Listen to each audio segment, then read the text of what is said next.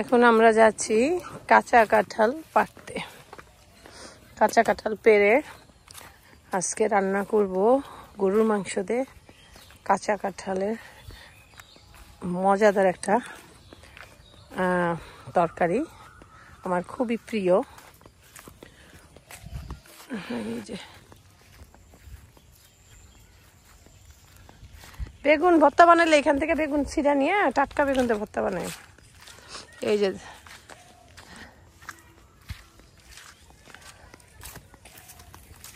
এইখানে উঠো, এই যে এটা এইদিকে না, এইদিকে না, ওই যে ওইটা।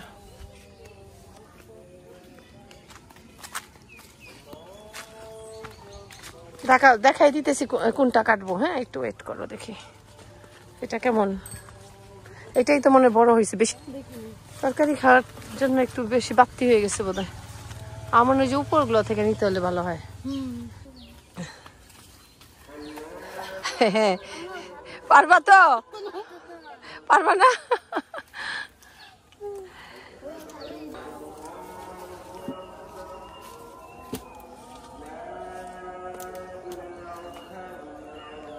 হ্যাঁ হ্যাঁ, এইটা এইটা, হ্যাঁ হ্যাঁ, বসাও ঠিক মতো। হ্যাঁ, এই তো হয়েছে।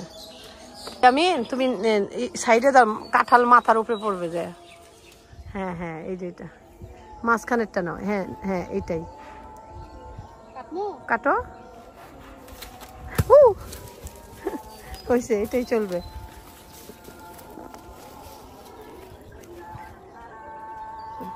দেখি সুন্দর হয়েছে। এখানে রাখো, একটু কষ করবে, কষের মধ্যে পাতা দাও, দিয়ে রাখো। হ্যাঁ, নাহলে তো কাপড় টাপড় নষ্ট হয়ে যাবে। এখন চলো যাই।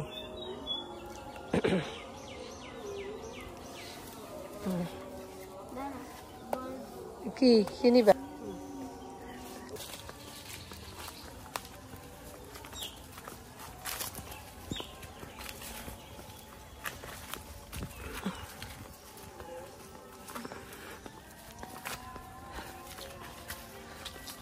আসিয়া, তুমি কাঁঠালের কাঁচা কাঁঠাল তরকারি রান্না করতে পারো?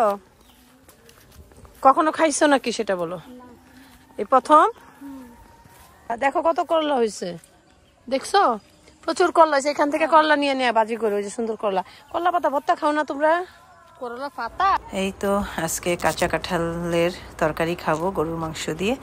তো সাথে থাকবে ডাল এবং পাঁচমিশালি শাক। তো আমরা সব ভাবিরা মিলে যাচ্ছি পাঁচমিশালি শাক তুলতে। লেবু ফুলের অনেক সুন্দর গান।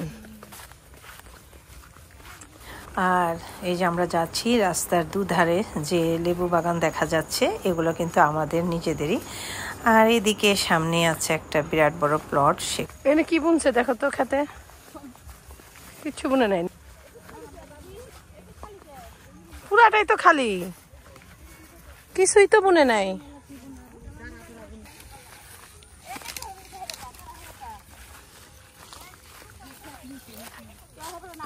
কি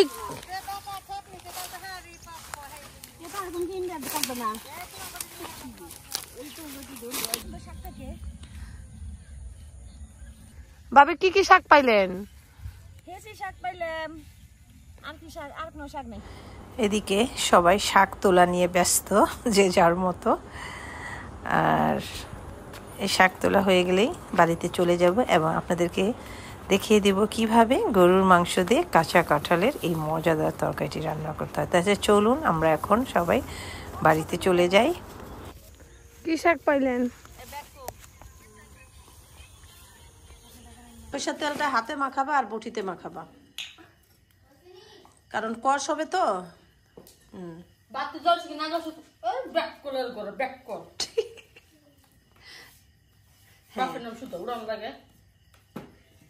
হ্যাঁ, এখন তেল মাখানো হয়ে গেছে বটিতে।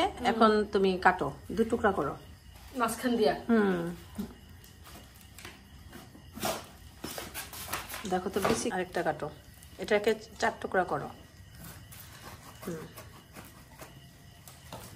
এখন আরেকটা টুকরা করো, পাতালি টুকরা করো। এভাবে না, পাতালো। হ্যাঁ হ্যাঁ হ্যাঁ, হ্যাঁ ওটাও করো।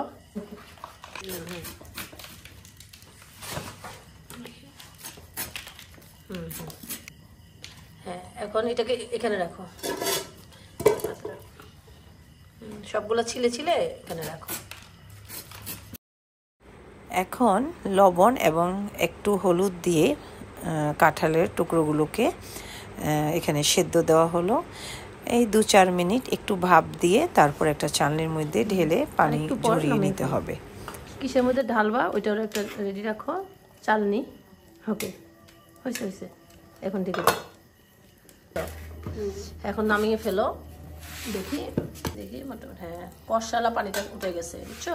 এখন এটাকে একটা চালনিতে ঢেলে দিবা। ও একটা উঠাই নিতে চাও না, ঠিক আছে। এবার তুমি চাইলে চালনিতে ডেকে দিতে পারো। সবসময় সেদ্ধ করে এভাবে ঢেলে দিবা, নাও ওটা পানিটা কাটতে হবে, একটু ঠান্ডা হোক। হ্যাঁ এই যে এইটা এটা এটা হ্যাঁ দেখাই না না না, ও আচ্ছা এই ইয়াটা না বুতাটা কেটে ফেলবা, কিন্তু বুতাটা এমন ভাবে কাটবা, না ফালাইলা কেন, চলে গেছে একটা টুকরা। ইয়েস, আর দিও না। ঠিক আছে। বুতা পুরা টুক কাটা যাবে না, তাহলে কিন্তু রোয়াগুলা ছুটে যাবে। হ্যাঁ একটু রেখে কাটতে হবে। হ্যাঁ এই যেভাবে। এখন এটাকে টুকরা টুকরা করো।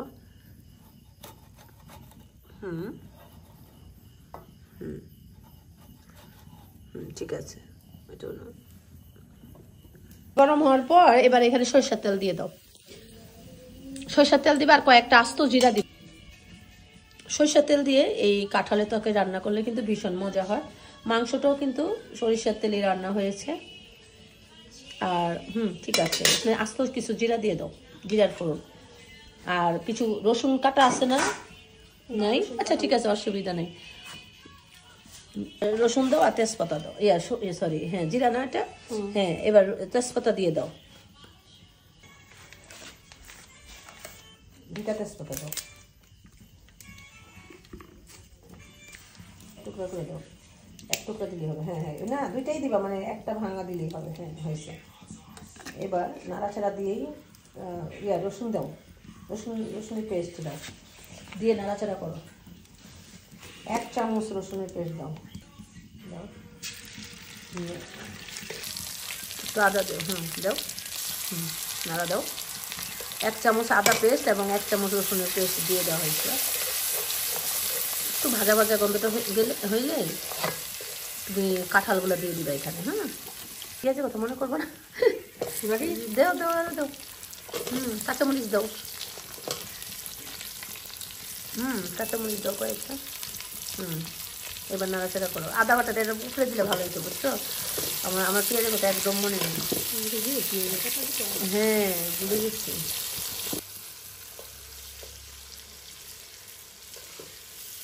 এভাবে পেঁয়াজটাকে একটু নরম করে নিতে হবে। এবার সুন্দর একটা ভাজা গন্ধ আসার পরই কাঁঠালগুলো দিয়ে দিতে হবে। আর এটা কিন্তু টাটকা মাংস দিয়ে, মানে একদম মাংস রান্না করে সেটা দিয়ে রান্না করলে যেরকম একটা টেস্ট হয়, আর যদি একটু পুরান মাংস দিয়ে রান্না করেন তাহলে কিন্তু ভীষণ টেস্ট হয়। আমার কাছে ভালো লাগে 2 চালের যে মাংসটা, আগের দিন মাংসটা রান্না করে রেখে পরের দিন যদি ওটা দিয়ে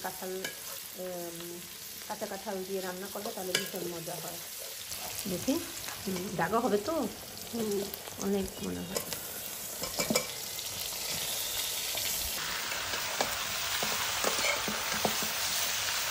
তোমার আসিয়া এখানে তোমার কিন্তু একটু লবণ দিতে হবে মনে হয়। টেস্ট করে দেখছো না? দেখো, আমার মনে হয় দিতে হবে একটু লবণটা। কেমন আছে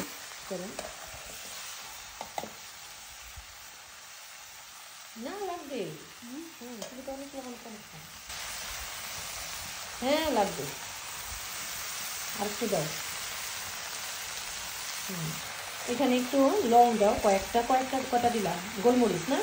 দাও গোলমরিচ দাও, 8-10টা দিচ্ছ তো। এখন লং দাও, 5টা আরো দাও। দাও। এখন নাড়াচাড়া করো।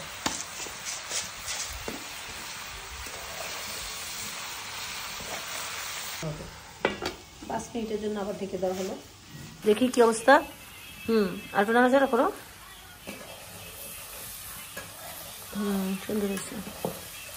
মানে মাংসটাকে নিয়ে নেওয়া হয়েছে, তেলগুলো আগে দাও একদম ওইদিকে।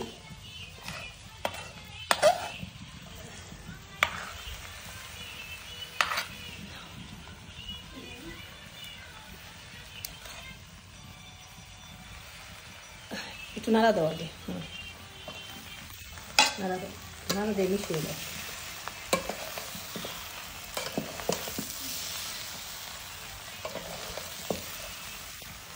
কিন্তু একটু পানি দেওয়া হচ্ছে, কারণ মশলা তো, মাংসের মশলাটা তো কাঁঠালের ভিতরে যেতে হবে, তাই এখানে একটু পানিও দিয়ে নিলাম। অর্ধেকটা দেওয়া হলো মাংস, আর বাকি মাংসগুলো পরে দেওয়া হবে।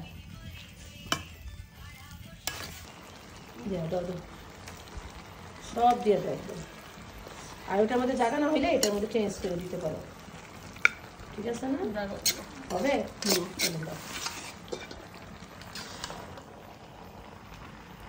হ্যাঁ হ্যাঁ, এখন আমি একটু চুলায় আসলাম, নিচে দেখতে চাচ্ছি কি অবস্থা। ঘ্রাণ তো ছুটে গিয়েছে অনেক, কিন্তু কেমন রান্না হলো একটু দেখছি। ভালোই হবে আশা করি। আস্তে আস্তে মাংসের মশলার ফ্লেভারটাও কাঁঠালের ভিতরে ঢুকে যাবে।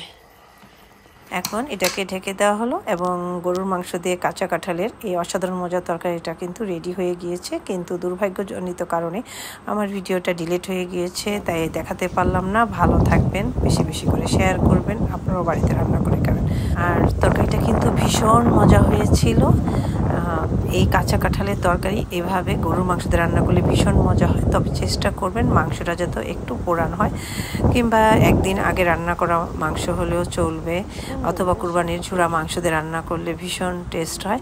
আপনারা যেভাবে রান্না করেছি সেভাবে রান্না করবেন। ভালো থাকবেন। অনেক অনেক দোয়া ভালোবাসা আপনাদের জন্য। আল্লাহ হাফেজ।